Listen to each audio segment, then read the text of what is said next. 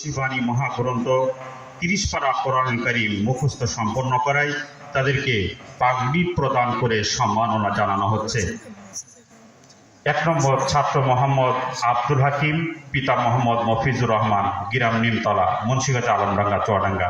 তাকে পাগড়ি প্রদান করছেন আজকের মাহফিলের প্রধান বক্তা সহ মুফতি খালিদ সাইফুল্লাহ রুহি এবং মাদ্রাসার উস্তাদ বৃন্দ। 2 নম্বর মোহাম্মদ নূর আলম, পিতা মোহাম্মদ আব্দুর রাজ্জাক, গ্রাম নতিডাঙ্গা, মুন্সিগঞ্জ, আলমডাঙ্গা, চুয়াডাঙ্গা। তাকেও পাগড়ি প্রদান করছেন আজকের মাহফিলের প্রধান আলোচক মুফতি খালিদ সাইফুল্লাহ রহিম, মাদ্রাসার মুহতামিম এবং সহকারী শিক্ষক আব্দুল মান্নান সাহেব।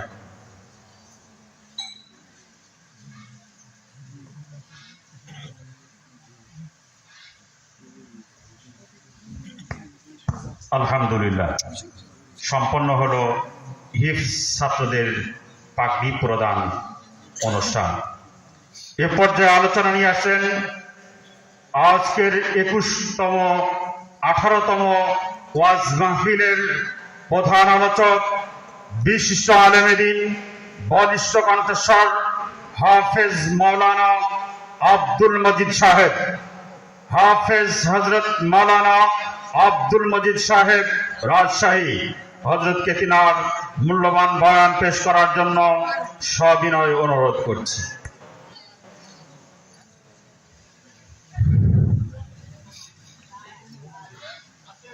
আসসালামু আলাইকুম ওয়া রাহমাতুল্লাহি ওয়া বারাকাতুহু।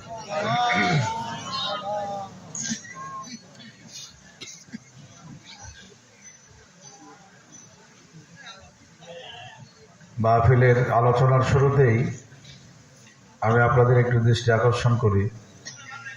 সকলের সামনে দেখেন ফাঁকা আছে।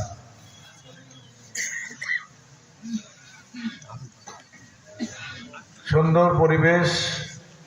এই পরিবেশটা আরো একটু সুন্দর করার জন্য আমি আপনাদের আহ্বান করি সামনের ফাঁকা জায়গাগুলি পূরণ করে।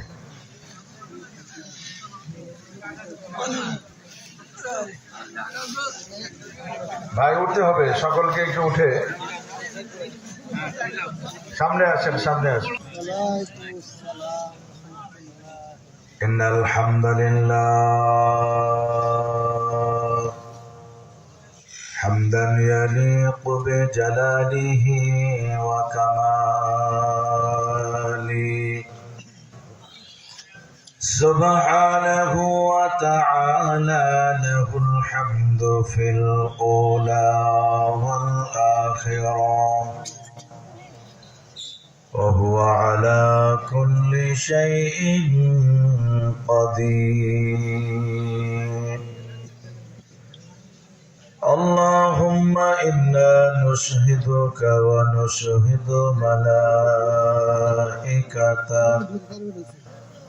وحملة عرشك وجميع خلقك أنك أنت الله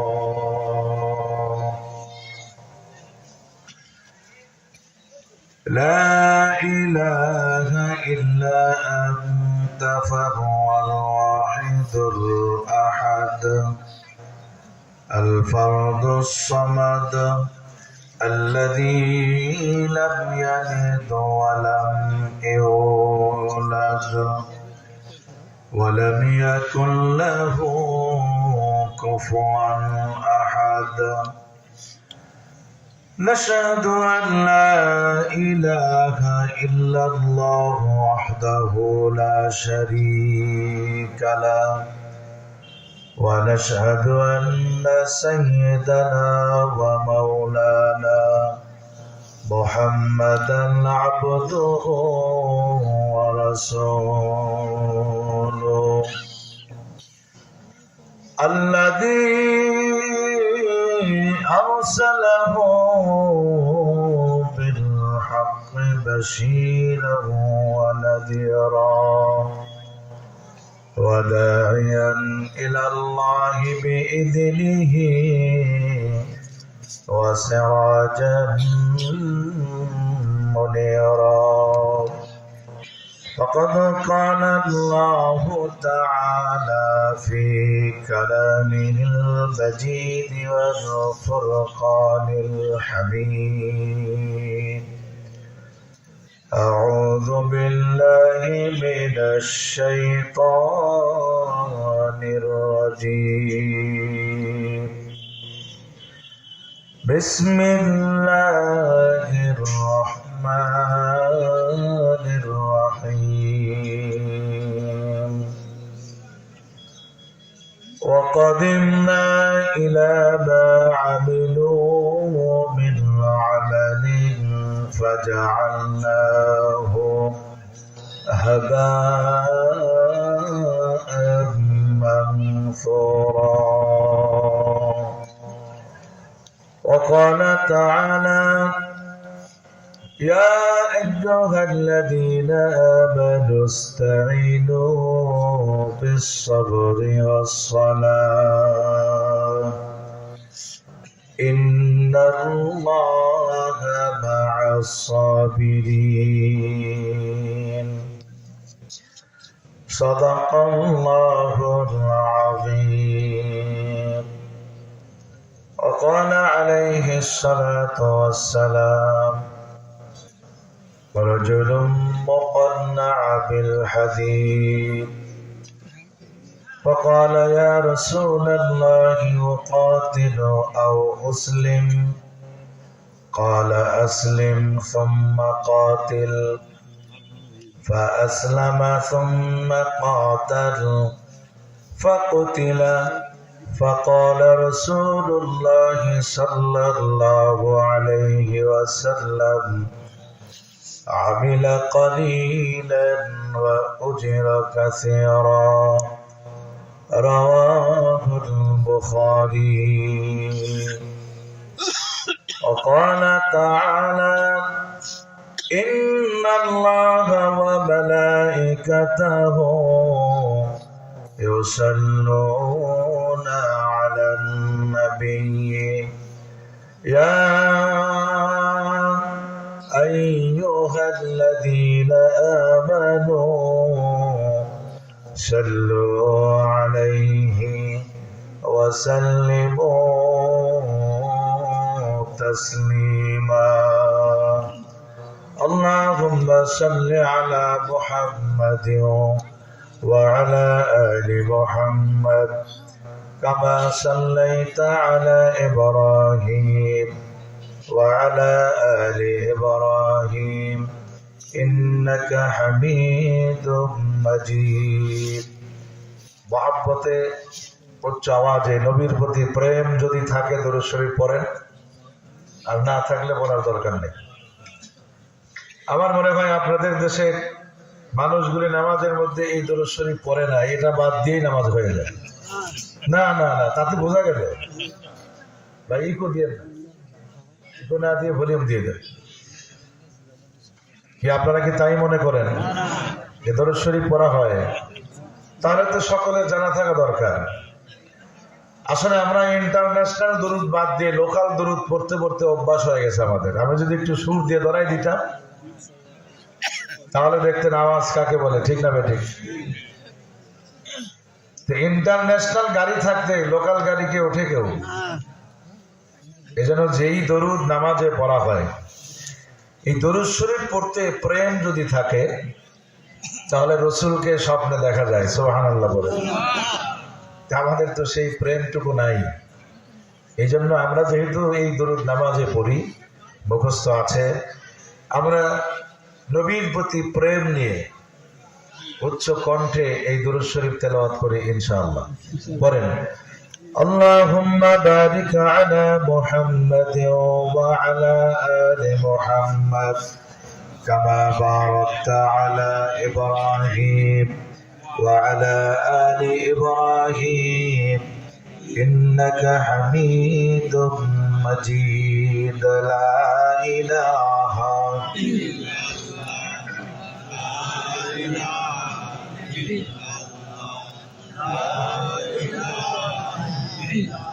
আর একটু আওয়াজ দেন: লা ইলাহা ইল্লাল্লাহ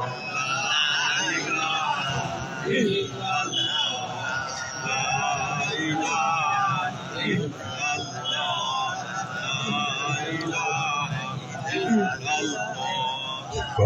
জমিনের মাটি আমার হবে গোরস্থান,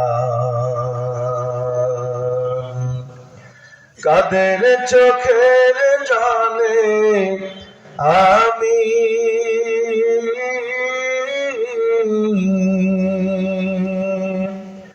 কাদের চোখের জলে আমি পাব পরিত্রাণ, কোন জমিনের মাটি আমার হবে গোরস্থান। লা ইলাহা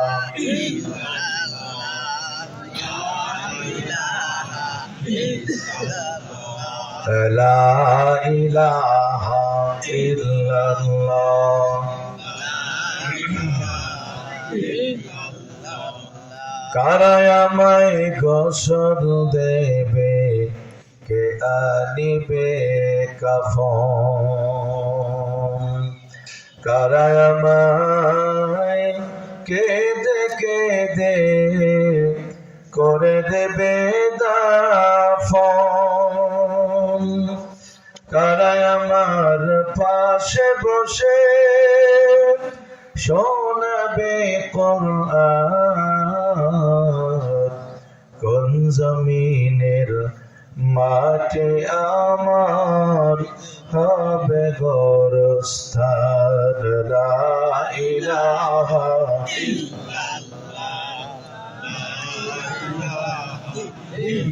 লা ইলাহা ইল্লাল্লাহ মুহাম্মাদুর রাসূলুল্লাহ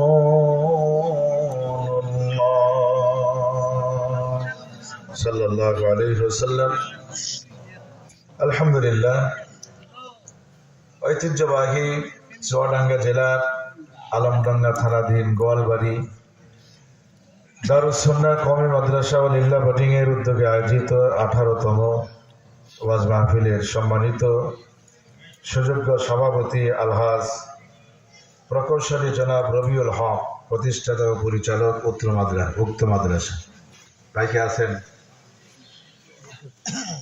আজকে মাহফিলের সভাপতি উনি অসুস্থ, আমরা দোয়া করি আল্লাহ তাআলা তাকে শেফায়ে কামেলা দান করেন, আল্লাহুম্মা আমিন। সম্মানিত উপস্থিতি, আজকের এই মাহফিলের প্রধান অতিথি, বিশেষ অতিথিবৃন্দ, বিশেষ করে আজকের এই মাহফিলে উপস্থিত মুআজ্জাজ মুকাররম উলামায়ে কেরাম, মুরব্বিয়ানে ইজাম, তরুণ যুবক ভাইরা, পর্দার আড়ালের অপেক্ষমান সম্মানিত মা ও বোনেরা, আমরা মাগরিবের পর থেকে এতক্ষণ পর্যন্ত কোরআন ও হাদিসের গুরুত্বপূর্ণ বক্তব্য উলামায়ে কেরামদের মুখ থেকে শুনেছি। বিশেষ করে আমার আগে যিনি বক্তব্য দিয়েছেন হযরত মাওলানা আকরাম হোসেন সাইরাফি, আলমডাঙ্গা চুয়াডাঙ্গা ভাই, অত্যন্ত সুন্দর কথা বলেছেন। প্রতিষ্ঠানমুখী মানুষ যেন প্রতিষ্ঠানের দিকে মহব্বত আসে, এবং আপনারা দান সদকা অনেক করেছেন। আপনাদের সুযোগ্য মোহতামিম সাহেব যে বক্তব্য দিলেন, আসলে প্রতিষ্ঠানের প্রতি প্রেম, মহব্বত, ভালোবাসা যদি না থাকে এ প্রতিষ্ঠান কিন্তু কবুল হয় না। তো এই প্রতিষ্ঠানের যে অবস্থা, তাতে উনি স্বীকার করেছেন যে আল্লাহ তাআলা কবুল করেছে। মাদ্রাসা কবুলিয়াত শর্ত, ঠিক না বেঠিক বলেন? একটা প্রতিষ্ঠান যদি কবুল না হয় তাহলে এখানে কিন্তু ইলমে দ্বীনের চর্চা এরকম থাকে না। আর প্রতিষ্ঠান কবুল হওয়ার পিছনে এলাকার লোকদের মহব্বতে থাকতে হয়। বিশেষ করে যারা দায়িত্বে থাকেন তাদের কি বলে স্বচ্ছতা যদি থাকে, তাহলে আল্লাহর মেহেরবানি সে প্রতিষ্ঠান কবুল হবেই ইনশাআল্লাহ। কারণ আমরা বিভিন্ন জায়গায়, সারা বাংলাদেশে বিভিন্ন জায়গায় আমরা দেখেছি এই যে এই দ্বীনি প্রতিষ্ঠানগুলি, একটা ছোটখাটো মাদ্রাসাও যদি হয়, সেই মাদ্রাসায় কিন্তু এলাকার লোকদের মহব্বত থাকে কি থাকে? সেই মাদ্রাসা যদি ভালো না চলে তাহলে আপনি ধরে নেবেন সেখানে তসরুফ চলছে। তসরুফ বোঝেন তো? মানে আসে একদিক দিয়ে বের হয়ে যায় আর এক দিক দিয়ে বুঝতে হবে। এজন্য মুহতামিম সাহেবের বক্তব্যতে কিন্তু পাওয়া গেল যে আল্লাহ তাআলা প্রতিষ্ঠান কবুল করেছেন, আপনাদের মহাব্বত আছে। উনি শেষে একটা কথা বলছেন, কিছু টাকা ঋণও আছে, আর এই ঋণটা কিন্তু এলাকার মানুষের মহাব্বত থাকলে এই ঋণ কিন্তু খুবই নগণ্য। ঠিক না ঠিক বলে? এই জন্য আপনাদের মহাব্বত থাকবে, আপনারা মহাব্বত করে কোরআন থেকে আলোচনা শোনার জন্য আসছেন।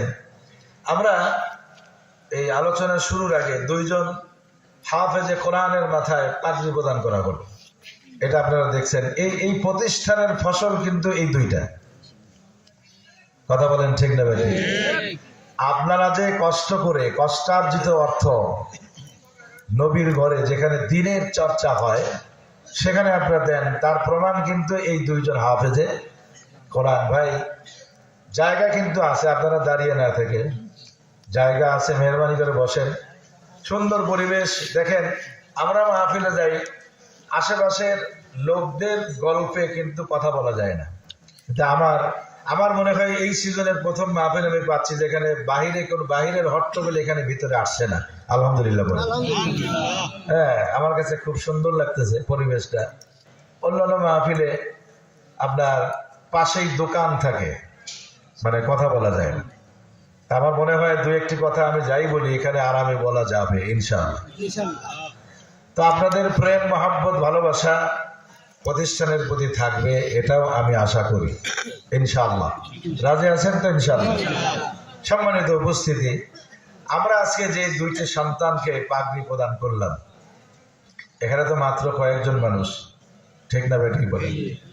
এই যে যেই সন্তান দুটি হাফেজে কোরআন হয়েছে, এদের আমল যদি ভালো হয়,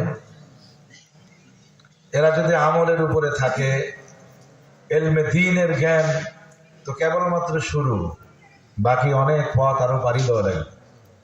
ঠিক কিনা বলে?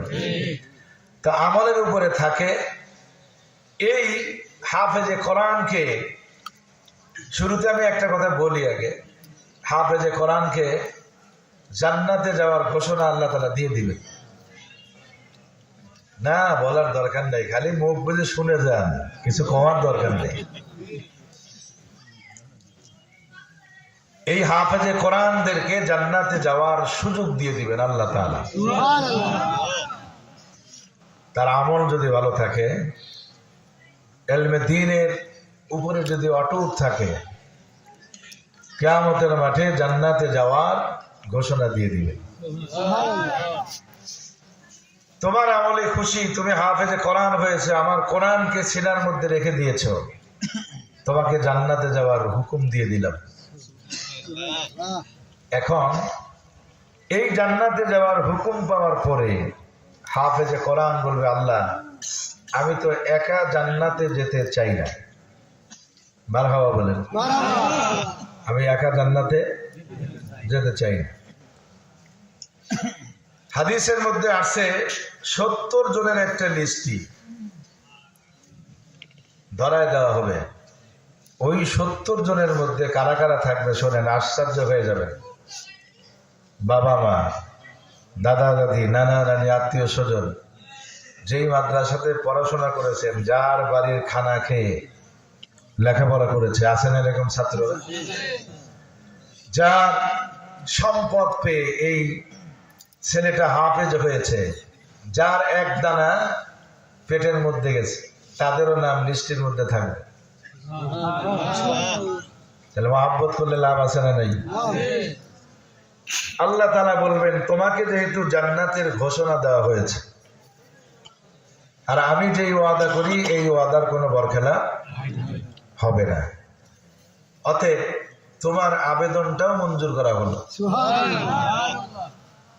যাও তাদেরকে নিয়ে জান্নাতে চলে যাও। এখন হাফেজে কোরআন দ্বিতীয়বার প্রশ্ন করবে আল্লাহ তাআলাকে, জান্নাতে যাব, জান্নাতের কোন তালায় যাব? আমি যখন এই গেট দিয়ে প্রবেশ করি, আমাকে কিন্তু কর্তৃপক্ষ নিয়ে গেছে, কোন রুমে আমি বসবো আমি তো জানতাম না। ঠিক না ঠিক বলে? আমাকে নিয়ে গেছে অফিসের পাশে, আর একটা খাট পাড়া আছে, সেখানে বসার সুযোগ করে দিয়েছে। এখন আল্লাহ তাআলা বলবেন যাও, জান্নাতের অর্ডার হয়েছে। হাফেজে কোরআন বলবে জান্নাতের কোন তালায় যাব। আবার ভাইরে আল্লাহ পাক বলবেন হাফেজে কোরআন শোনো,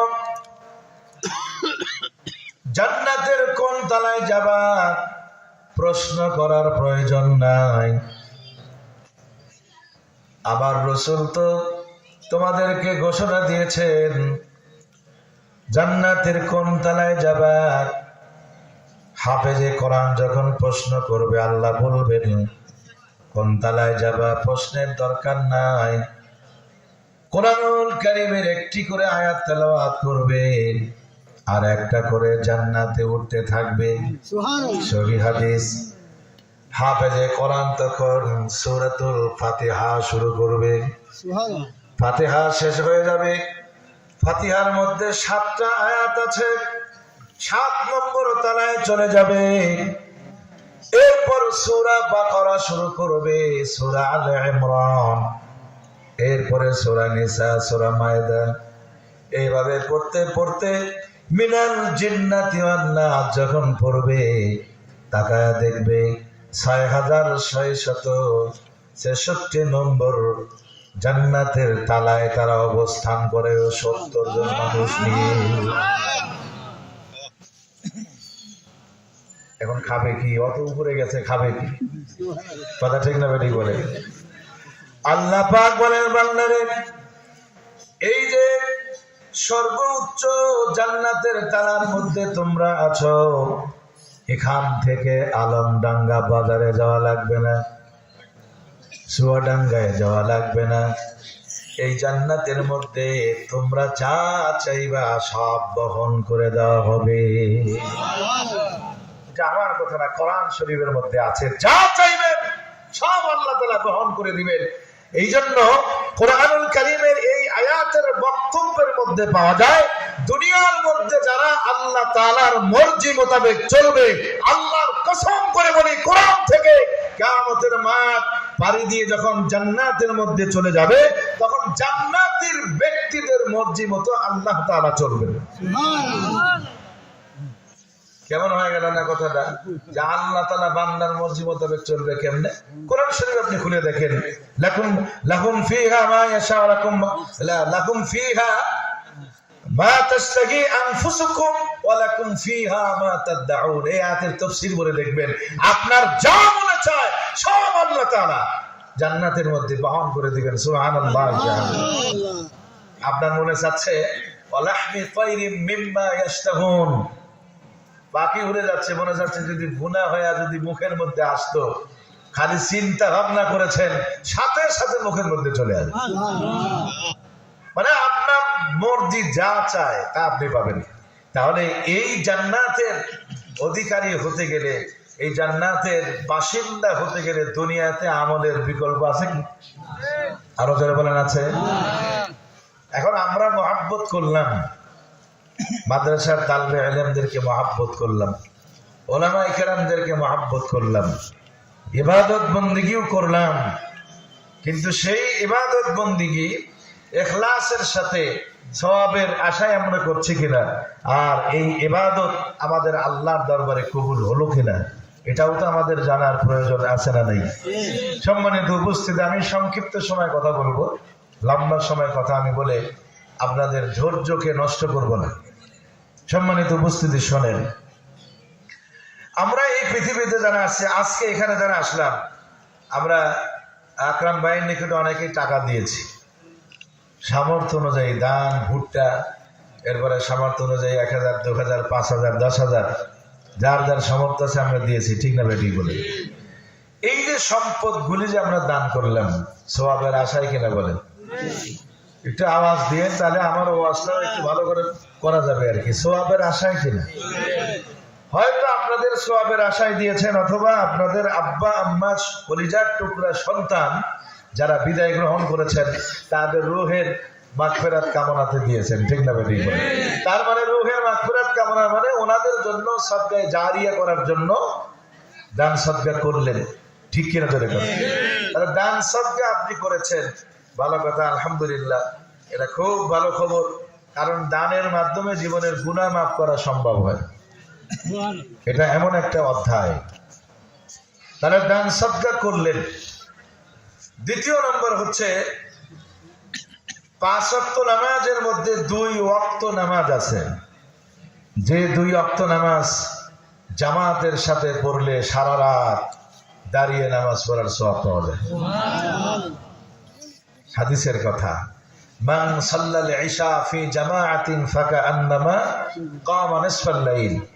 রাসূল বলেন, যারা ঈশার নামাজ জামাতের সাথে পড়ে তাদের আমলনামায় অর্ধেক রাত্রি সওয়াব দান করা হয়। নফল নামাজ পড়লে যে সওয়াব সেটা পাওয়া যেত। ওমান সাল্লাস সুবহা ফি জামাআতিন ফাকাআন্নামা সাল্লাল লাইলা কুল্লাহ। পক্ষান্তরে ফজরের নামাজটাও যদি জামাতের সাথে পড়া যায় তাহলে সারা রাত দাঁড়িয়ে নামাজ পড়লে যেই সওয়াব পেতেন ওই পরিমাণ সওয়াব 2 ওয়াক্ত নামাজের মাধ্যমে পাওয়া যায়। এইটা আল্লাহ তাআলা স্পেশাল ভাবে আমাদেরকে দান করেছেন। সুবহানাল্লাহ। কথাগুলি আগে আমি ওয়াজের একটা শিরোনাম তৈরি করি, এই স্বাভাবিকভাবে কথা বলে একটু শিরোনাম তৈরি করি নাকি বলেন, এরপরে সংক্ষিপ্ত ভাবে আপনাদের কিছু কথা আমি শোনাবো। এই গেল 2 নম্বর। তৃতীয় নম্বর হচ্ছে, আপনারা জানেন রমজানুল মুবারকের 1 মাস রোজা রাখার পরে যদি শাওয়াল মাসের 6 রোজা রাখে, আবার নবীজি বলেন সারা বছর রোজা রাখার সওয়াব পাওয়া যায়। কথা বলেন না কেন? আমাদের দেশে এটাকে সাক্ষী রোজা বলে নাকি বলেন, মহিলারা ভালো জানে। সাক্ষী রোজা, যে রোজার মাসে যে রোজা ছিলাম তার সাক্ষী হলো শাওয়াল মাসের 6 রোজা, মানে এটা সাক্ষী দেবে যে ও রোজা ছিল। কথা ঠিক না ঠিক বলে? মহিলারা ভালো বোঝে, সাক্ষী রোজা বলে। তো আমি আপনাদেরকে বোঝাতে চাচ্ছি যে এই 6 রোজা রাখলে সারা বছর রোজা রাখার সওয়াব পাওয়া যাবে। রাসূল বলছেন, সুবহানাল্লাহ বলে। এই গেল 3 নম্বর। 4 নম্বর হচ্ছে, যাদের হজ্জে মাবরুর হয়, কবুলিয়াত হজ যেটাকে বলা হয়, রাসূল বলেন 3 সময় মানুষের জীবনের সব গুনাহ খাতা মাফ করে দেওয়া হয়। কয় সময়? এক সময় হচ্ছে যারা বিধর্মী থেকে ইসলাম কবুল করে। কি করে? আমরা কয়েকদিন আমি পত্রিকায় ফেসবুকে দেখতেছি বাংলাদেশের চলচ্চিত্রের একজন প্রবীণ মিত্র, সে নাকি তার পরিবার সন্তান নিয়ে ইসলাম কবুল করেছে, এটা খবর আসতেছে। তা আমি আল্লাহর কাছে শুকরিয়া আদায় করলাম যে এই বেচারা সারা জীবন গুনাহগার ছিল, এখন কিন্তু বিছানাগত, যে কোনো সময় দুনিয়া থেকে যাওয়ার সম্ভাবনা আছে। ঠিক না ঠিক বলে? এই যে ইসলাম যদি কবুল করে থাকে, প্রবীণ মিত্রর জীবনের সমস্ত গুনাহ আল্লাহ তাআলা মাফ করে দিয়েছে। এটা ইসলাম কবুল করলে এই লাভটা। দ্বিতীয় নম্বর হচ্ছে, আল্লাহ এবং রাসূলের জন্য যদি কেউ হিজরত করে তার জীবনের সমস্ত গুনাহ মাফ। 3 নম্বর হলো যারা হজ্জে, যাদের হজটা হজ্জে মাবরুর হবে, কবুলিয়াত হবে। রাসূল বলেছেন, মান হাজ্জা লিল্লাহ ফালাম ইয়ারফাস ওয়ালাম ইয়াফসুক রাজাআ কায়াউমি ওয়ালাদাতহু উম্মুহু। রাসূল বলেছেন, যে ব্যক্তি হজ করতে গেল, ফাসিকি করলো না, কাউকে গালিও দিল না। কিন্তু টাকা হওয়া লাগবে কিন্তু বৈধ। আপনি হারাম টাকা নিয়ে গালি দেন আর না দেন, খাওয়া নাই। কথা ঠিক না ঠিক বলেন? এটা খুব মনোযোগ দিয়ে শুনতে হবে। হারাম টাকা নিয়ে হজে গেছেন, ওই হজ আল্লাহর দরবারে অ্যাকসেপ্ট হবে না। বরং আল্লাহকে ধোঁকা দেওয়া। টাকা আছে তাই গেছে। হজ্জে মাবরুর যদি হয়, তার জীবনের সমস্ত গুনাহ এমন ভাবে মাপ হবে, রাজা কায়াউমি ওয়ালাদাতহু উম্মুহু। রাসূল বলেছেন, সে এমন ভাবে নিষ্পাপ হয়ে আবার বাংলাদেশে ফেরত আসবে, মনে হয় এক্ষুনি সে তার মায়ের পেট থেকে ভূমিষ্ঠ হয়েছে। মায়ের পেট থেকে যে বাচ্চা আসে, সে গুনাহ নিয়ে আসে নাকি বলে? গুনাহ আনে না। তাহলে হজ্জে মাবরুর যদি হয়, জীবনের সমস্ত গুনাহ খাতা মাফ। এই হচ্ছে 5। 6 নম্বর হচ্ছে, যারা 5 ওয়াক্ত নামাজ জামাতের সাথে পড়ে, আমার রাসূল বলেন তাদের আমলনামায় 50 ওয়াক্ত নামাজের সওয়াব দেওয়া হয়। নামাজ কয় ওয়াক্ত বলেন তো? এটা আপনারা ওয়াজ শুনেছেন ভুল, তাহলে জীবনে সারা জীবনে ওয়াজ ভুল শুনছেন। নামাজ হলো 50 ওয়াক্ত। কিন্তু আমরা পড়ি কয়েক তো 5 ওয়াক্ত পড়ি, 50 ওয়াক্ত নামাজ, এটা নির্ধারণ করা আল্লাহর পক্ষ থেকে। কিন্তু আমরা 5 ওয়াক্ত পড়ি, এই জন্য আল্লাহ তাআলা আমার রাসূলকে বলে দিয়েছেন, নবীজি নামাজ 50 ওয়াক্তই থাকলো, 45 ওয়াক্ত আমি যদিও কম পড়তে বলেছি, তবে আপনার উম্মতের মধ্যে কেউ যদি 5 ওয়াক্ত নামাজ ওয়াক্ত মতো জামাতের সাথে পড়ে, তার আমলনামায় 50 ওয়াক্ত নামাজের সওয়াব দেওয়া। আরে বান্দা, এই সুযোগটা আমরা কেন গ্রহণ করি না? শুধুমাত্র আজকে আমি গাড়িতে যখন আসছিলাম, একজন গল্প করতেছে যে যশোরে 2 জন অ্যাডভোকেট আছে, নাম বললো না আমাকে, ওরা এখন আর ঈদের নামাজও পড়ে না। কথা বুঝতে পেরেছে? ঈদের নামাজও পড়ে না। শোনেন, আমাদের দেশের নক্ষত্র এই যে মুফতি আরিফ বিন হাবিবের নাম শুনেছেন আপনারা? বর্তমানে কিন্তু এখন বাংলাদেশের উজ্জ্বল নক্ষত্র বলা হয়। ওনার আমি কালকে একটা বক্তব্য শুনলাম যে আপনাদের বাড়িতে ছেলে মেয়ে আছে না? আছে কিনা বলেন। এখন মেয়েদেরকে পর্দার কথা বলবেন, কিন্তু এমন ভাবে বলবেন সে পর্দাকে যেন অস্বীকার না করে।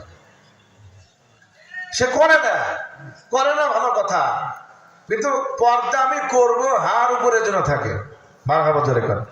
কিন্তু এ কথা যেন না বলে পর্দা করে লাভ কি, কেন করতে হবে, সত্যিকারের অর্থে সে ঈমান থেকে খারিজ হয়ে যাবে, এটাকে অস্বীকার করার জন্য। নামাজ আপনি পড়েন না, ভালো কথা, নামাজ আপনি পড়েন না, ভালো কথা, কিন্তু অস্বীকার করিয়েন না যে নামাজ পড়ে লাভটা কি। এই জন্য একজন নামাজি ব্যক্তি জান্নাতে যাবে, আর একজন নামাজ না পড়েও নামাজি ব্যক্তি জাহান্নামে যাবে, আবার আর একজন নামাজ না পড়েও জান্নাতে যাবে। আপনাদের দেখাতে পড়ে গেছেন হুজুর, এটা উল্টা ওয়াজ করলেন যে আপনি।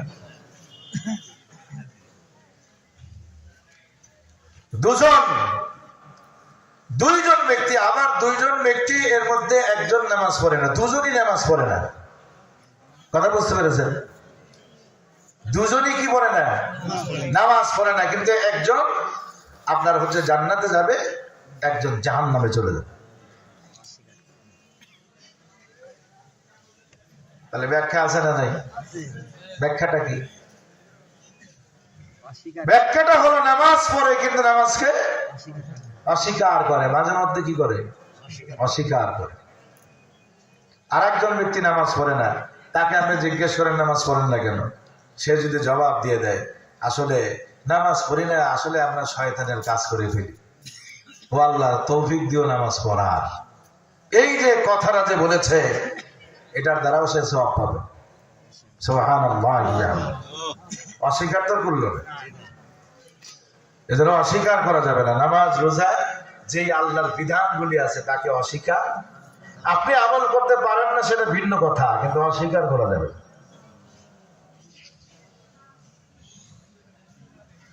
এখন 5 ওয়াক্ত নামাজ জামাতের সাথে পড়লে 50 ওয়াক্ত নামাজের কি পাওয়া যায়? সওয়াব পাওয়া যায়। আমার রাসূল বলেন 7 নম্বরে, ও উম্মতরা শোনো, তোমরা যারা রমজান মাসের রোজা রেখে দিয়েছ,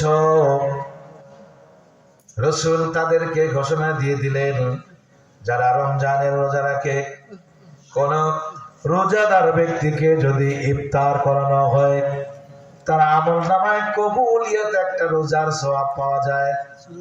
এখন আমি যে রোজা রাখলাম, আমার রোজা কবুল হোক বা না হোক, আপনি যদি একজন মানুষকে, রোজাদার ব্যক্তিকে 1 গ্লাস পানি দিয়েও যদি ইফতার করান, তাহলে কবুলিয়ত একটা রোজার সওয়াব পাওয়া যাবে। এই জন্য রমজান মাস যখন আসবে, আমরা দেখছি চালাক ব্যক্তি যারা আছে তারা একা একা ইফতার করে না, একা করে না, 2-4 জন সাথে পানি দিয়ে হলেও সাথে রাখে, ওই হাদিসটাকে ফলো করে। সুবহানাল্লাহ। আমার ভাইরা, এই যে এতগুলি কথা আমি বললাম, এর পিছনে কারণ হলো, এরপরে আর একটা জিনিস আমি আপনাদেরকে বুঝাই, ফজরের নামাজ জামাতের সাথে পড়া সকলের পক্ষে কিন্তু সম্ভব নয়। যারা একমাত্র আল্লাহর খাস বান্দা, যারা 5 ওয়াক্ত নামাজের পাবন্দি করে, মৃত্যু থেকে উঠে গিয়ে ফজরের নামাজ জামাতের সাথে পড়া, এটা কিন্তু চারটিখানি ব্যাপার নয়।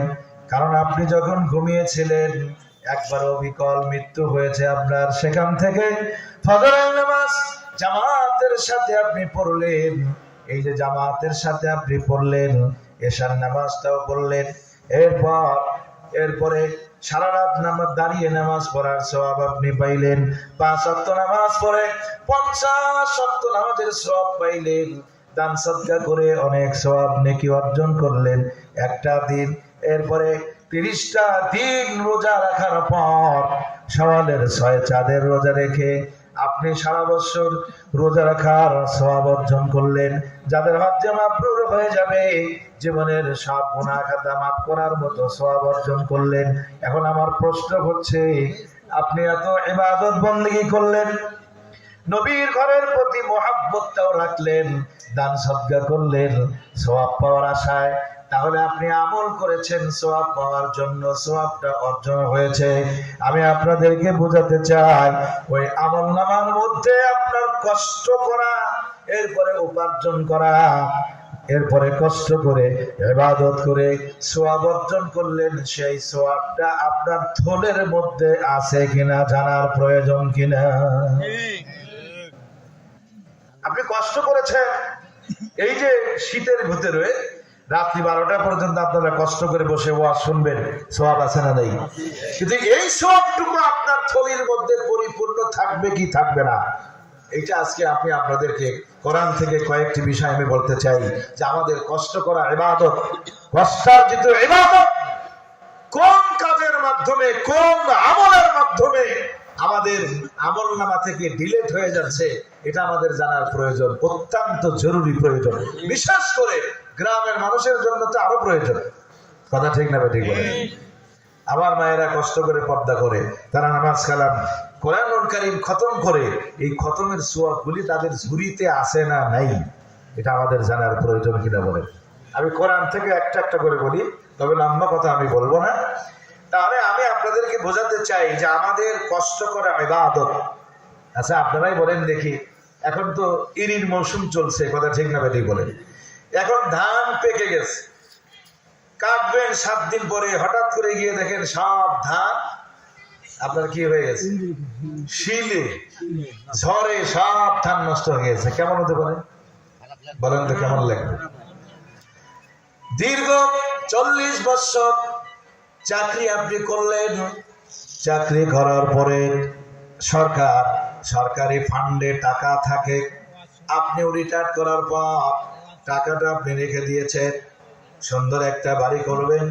বাড়ি করার আগে ব্যাংকের মধ্যে গিয়ে ম্যানেজারকে বলতেছেন, আমার অ্যাকাউন্টে এত টাকা থাকার কথা, একটু নক করেন তো দেখি। এখন ম্যানেজার সাহেব অ্যাকাউন্ট নক করার পরে দেখতেছে আপনার অ্যাকাউন্ট 0। আপনি কি ব্যাংক থেকে বের হতে পারবেন? ওখানেই থাপাস করে বলে দেওয়া লাগবে, কি বললেন ম্যানেজার, কি বলা শেষ, তার দমটা বের হওয়া শেষ। কারণ তার সারা জীবনের সমস্ত কষ্ট করা অর্জিত সম্পদ ব্যাংক থেকে গায়েব হয়ে গেছে। বাঁচবে কেমনে, কথা ঠিক না বেরিয়ে বলে? এখন আমরা কষ্ট করে ইবাদত করি, এই সওয়াবগুলো যদি না থাকে, তাহলে কষ্ট করে ইবাদত করে লাভটা হবে কি? কোনো লাভ নেই, ঠিক না ঠিক বলে? তাহলে আমি আপনাদেরকে খুব সরল ভাষায় বুঝাই যে কোন আমলের মাধ্যমে, কোন কাজ করলে আপনার কি বলে আমলনামা থেকে সওয়াবগুলি ডিলিট হয়ে যাচ্ছে, কোন কোন কাজের মাধ্যমে। নাম্বার 1, 1 নম্বর, আমি কোরআন দিয়ে বলবো, কিন্তু এই কাজগুলো যদি করেন তাহলে ইবাদত বন্দেগী করে কোনো লাভ হবে না। 1 নম্বর হচ্ছে, আমি কোরআন থেকে যে আয়াতে কারিমা তেলাওয়াত করেছিলাম, এটা হলো 1 নম্বর, ওয়াকাদিমনা ইলা মা আমিলু মিন আমালিন ফাজআলনাহু হাবাআন মানসুরা। আল্লাহ পাক বলেন, ওয়াকাদিমনা ইলা মা আমিলু মিন আমাল, কিয়ামতের মাঠ যেদিন কায়েম হয়ে যাবে, আল্লাহ তাআলা বলেন কিয়ামতের মাঠ যেদিন কায়েম হয়ে যাবে, আমি আল্লাহ পাক রব্বুল আলামিন বান্দার আমলনামার দিকে অগ্রসর হব। আমাদের যে আমলনামা আছে, আমাদের প্রত্যেকের একটা আমলনামা আছে। এই আমলনামা খাতা একটা তৈরি করা আছে। মালি হাদাল কিতাব লা ইউগাদিরু সাগীরাতান ওয়ালা কাবীরাতান ইল্লা আহসাহা। এই আমলনামা যেদিন হাতের মধ্যে দেওয়া হবে, সে আফসোস করে বলবে, ইয়াকুলুনা ইয়া ওয়াইলাতানা মালি হাদাল কিতাব, আফসোস করে বলবে, হায় রে, এমন একটা আমলনামা আমাদের হাতে দেওয়া হয়েছে, লা ইউগাদিরু সাগীরাতান ওয়ালা কাবীরাতান ইল্লা আহসাহা। একটা ছোট আমলও বাদ যায় নাই, একটা বড় আমলও বাদ যায় নাই।